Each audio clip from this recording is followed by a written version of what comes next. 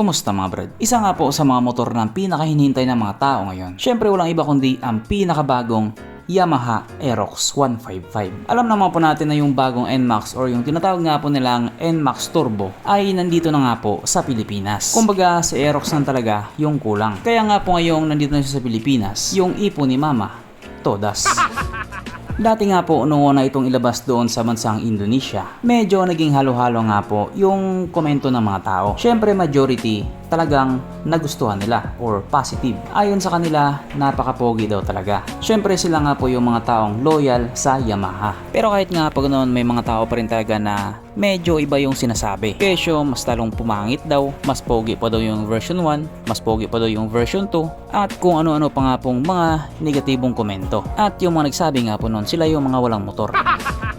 Pero sa ngayon nga po, nandito na talaga siya sa Pilipinas. Marami na nga po ang nakita na kinarga na siya sa truck. Hindi naman natin masabi na ipakilo yan kasi bago yan. Siguro dadalhin na yan sa iba't ibang mga dealer. Kaya panigurado nga po yung mga taong matagal naghintay dito sa motor na ito, talagang masaya. Kasi nga po sa wakas dumating na yung motor na hinihintay nila. At para nga po sa akin itong bagong Yamaha Aerox 155 nga po ay talagang napaka-pogi. Oo, marami na nga po nagsilabasan ngayon ng mga Aerox inspired, pero iba pa rin talaga yung legit na Aerox. Syempre sila ang nauna kaya lahat ng credit punta talaga sa kanila. Pero hindi ko naman po sinasabing pangit yung mga kamukha niya. Kagaya nga sinabi ko, gwapo yung Aerox kaya gwapo din sila. At ang pinakamalaking tanong nga po ngayon is kung magkano nga ba talaga. Alam naman po kasi natin na dito sa Pilipinas halos lahat may patong. Iba yung sinabing SRP pero iba na yung presyo pagdating sa kasa. Karamihan kasi sa mga ahente kamote. Yes po,